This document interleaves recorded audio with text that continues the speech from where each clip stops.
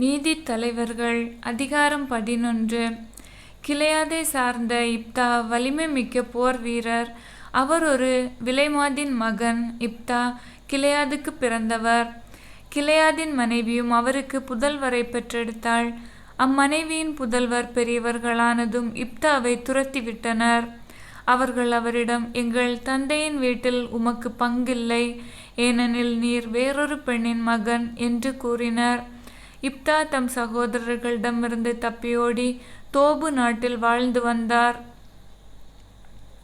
வீணர்கள் இப்தாவிடம் சேர்ந்து கொண்டு அவருடன் திரிந்தனர். அம்மோனியர் இஸ்ரேலருடன் போர் தொடுத்த பொழுது கிலெயாதின் பெரியோர்கள் இப்தாவை தோபிலிருந்து கூட்டி வர சென்றனர். அவர்கள் இப்தாவிடம், நீர் வந்து எங்களுக்கு தலைவராக இரும், அம்மோனியருக்கு எதிராக நாம் போரிடுவோம் என்றனர். இப்தா கிலெயாதின் பெரியோர்களிடம், நீங்கள் என்னை வெறுக்கவில்லையா? என் தந்தையின் வீட்டிலிருந்து என்னை வெளியே துரத்தவில்லையா? நீங்கள் துன்புறும் இந்நேரத்தில் மட்டும் ஏன் என்னிடம் வருகிறீர்கள் என்று கேட்டார். கிலெயாதின் பெரியவர்கள் இப்தாவிடம், அதனால்தான் நாங்கள் உம்மை அழைத்து செல்ல வந்துள்ளோம். எங்களுடன் வந்து அம்மோனியருடன் போரிடும். நீர் எங்களுக்கும் கிலெயாதில் வாழும் அனைவருக்கும் தலைவராக இருப்பீர் என்றனர். இப்தா கிலெயாதின் பெரியோர்களிடம், நீங்கள் அம்மோனியருடன் போரிடுவதற்காக என்னை அழைத்து செல்ல வந்திருக்கிறீர்கள். ஆண்டவர் அவர்களை என்னிடம் ஒப்புவித்தால் நான் உறுதியாக உங்கள் தலைவனாக இருப்பேன் என்றார். கிலெயாதின் பெரியவர்கள் இப்தாவிடம், நீர் கூறியபடி நாங்கள் செய்வது உறுதி. ஆண்டவரே நமக்கிடையே சாட்சியாக இருப்பார் என்றனர். இப்தா கிலெயாதின் பெரியவர்களுடன் புறப்பட்டு சென்றார். மக்கள் அவரை தங்கள் தலைவராகவும் போர் தளபதியாகவும் ஏற்றுக்கொண்டனர். இப்தா மிஸ்பாவில் ஆண்டவர் திருமுன் தம் காரியங்கள் அனைத்தையும் பற்றி கூறினார். இப்தா அம்மோனிய மன்னரிடம் தூதரை அனுப்பி, எனக்கும் உமக்கும் இடையே என்ன வழக்கு? நீர் ஏன் எனக்கு எதிராக வந்து என் நிலத்தில் போரிடுகிறீர் என்று கேட்டார். அம்மோனியரின் மன்னன் இப்தாவின் தூதரிடம், இஸ்ரேல் மக்கள் எகிப்திலிருந்து வெளியே வருகையில் அர்னோனில் இருந்து யாபோக்கு வரை யோர்தான் வரையிலும் என் நிலத்தை பறித்து கொண்டனர். இப்பொழுது அவற்றை சமாதானமாக திருப்பிக் கொடும் என்றான். இப்தா தூதரை மீண்டும் அம்மோனிய மன்னரிடம் அனுப்பி அறிவித்தது. இப்தா கூறுவது இதுவே: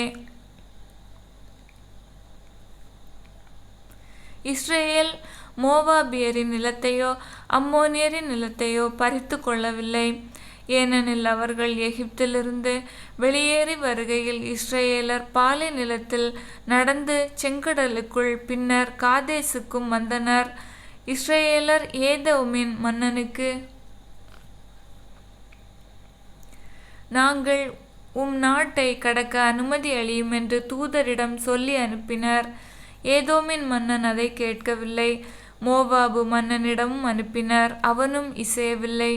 எனவே இஸ்ரேலர் காதேசில் தங்கினர். பின்னர் அவர்கள் பாலை நிலத்தில் ஏதோம் நாட்டையும் மோவாபு நாட்டையும் சுற்றி சென்று மோவாபின் கிழக்கு பகுதிக்கு வந்தனர். அங்கு மோவாபின் எல்லையான அர்னோனின் அக்கரை பகுதியில் தங்கினர். மோவாபின் எல்லைக்குள் கால் வைக்கவே இல்லை.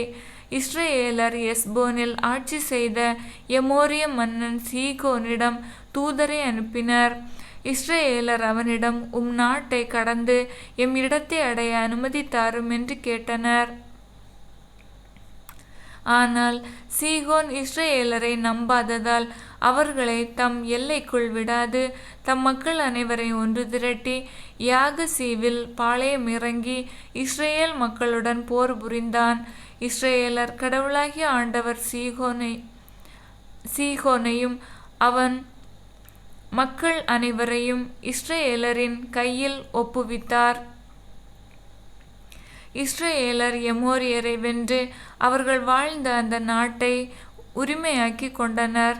அர்னோனில் இருந்து யாபோக்கு வரை பாலை நிலத்திலிருந்து யோர்தான் வரை இருந்த எமோரியரின் நாடு முழுவதையும் இஸ்ரேலர் உரிமையாக்கி கொண்டனர். இப்பொழுது இஸ்ரேலின் கடவுளாகிய ஆண்டவர் எமோரியரை தம் மக்கள் இஸ்ரேலின் முன்னிலையிலிருந்து துரத்தி இருக்க அந்த நாட்டை உரிமையாக்கி கொள்வது எப்படி? உம் கடவுளாகிய கெமோசு உமக்கு உடைமையாக கொடுத்ததை நீர் உரிமையாக்கி கொள்ள மாட்டீரா? அவ்வாறே எங்கள் கடவுளாகிய ஆண்டவர் எங்களுக்கு உரிமையாக கொடுத்ததை நாங்கள் உரிமையாக்கி கொள்ளாது இருப்போமோ? நீர் மோவாபின் மன்னன் சிப்போரின் மகன் பாலாக்கை விட சிறந்தவரா? அவர் இஸ்ரேலருடன் எப்போதாவது வழக்கிட்டிருக்கிறாரா? அல்லது அவர்களோடு போரிட்டானா? இஸ்ரேலர் எஸ்போனிலும் அதன் சிற்றூர்களிலும் அரோயேயிலும் அதன் சிற்றூர்களிலும் அர்னோனின் கரைகளில் இருந்த எல்லா நகர்களிலும் 300 ஆண்டுகள் வாழ்ந்திருக்க இவ்வளவு காலமாய் நீர் ஏன் அவற்றை திருப்பி எடுத்து கொள்ளவில்லை? நான் உமக்கு தீங்கிழைக்கவில்லை, ஆனால் நீர் எனக்கு எதிராக போர் தொடுத்து தீமை விளைவிக்கின்றீர். நீதி வழங்கும் ஆண்டவர் இஸ்ரேல் மக்களுக்கும் அம்மோனிய மக்களுக்கும் இடையே இன்று நீதி வழங்கட்டும். அம்மோனியரின் மன்னன் தனக்கு இப்தா சொல்லி அனுப்பிய வார்த்தைகளை ஏற்கவில்லை. ஆண்டவரின் ஆவி இப்தாவுக்கு அருளப்பட்டது. அவர் கிளையாதையும் மனாசேயையும் கடந்து கிளையாதில் இருந்த மிஸ்போவை கடந்து அங்கிருந்து அம்மோரியரை நெருங்கினார். இப்தா ஆண்டவருக்கு ஒரு நேர்ச்சை செய்தார். நீர் அம்மோனிய மக்களை என் கையில் ஒப்புவித்தால் அவர்களிடமிருந்து நான் வெற்றியோடு திரும்பும் பொழுது யார் என்னை சந்திக்க என் வீட்டு வாயிலிலிருந்து புறப்பட்டு வருகின்றாரோ அவர் ஆண்டவருக்கு உரியவர். அவரை கொண்டு வந்து எரிபலி ஆக்குவேன். இப்தா அம்மோனியருடன் போரிட சென்றார். ஆண்டவர் அவர்களை அவர் கையில் ஒப்படைத்தார்.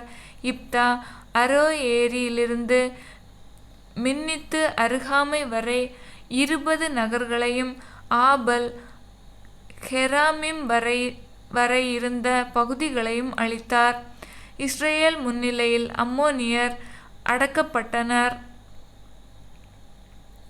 இப்தாவின் புதல்வி. இப்தா மிஸ்பாவில் இருந்து தம் வீடு திரும்பினார். இதோ அவர் மகள் மேளதாளத்துடன் நடனமாடிக்கொண்டு அவரை சந்திக்க புறப்பட்டு வந்தாள்.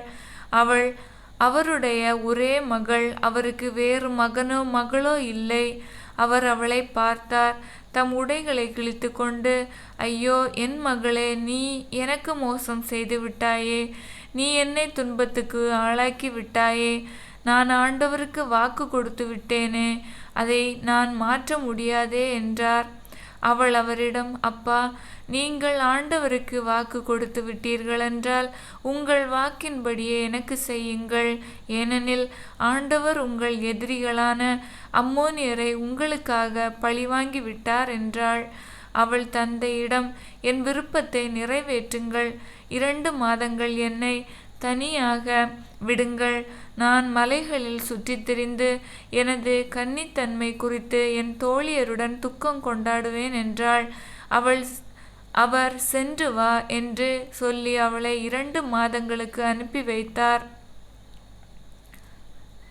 அவள் தன் தோழியருடன் சென்று தன் கன்னிமை குறித்து மலை மீது துக்கம் கொண்டாடினாள். 2 மாதங்கள் முடிந்தபின் அவள் தன் தந்தையிடம் வந்தாள். அவர் தாம் செய்திருந்த நேர்ச்சையின்படி அவளுக்கு செய்தார். அவள் ஆணுறவு கொள்ளவே இல்லை. அன்று முதல் இஸ்ரேல் மகளிர் ஆண்டுதோறும் 4 நாட்கள் கிளையாதை சார்ந்த இப்தாவின் மகளுக்காக துக்கம் கொண்டாடுவது இஸ்ரேலில் வழக்கமாயிற்று. ஆமென்.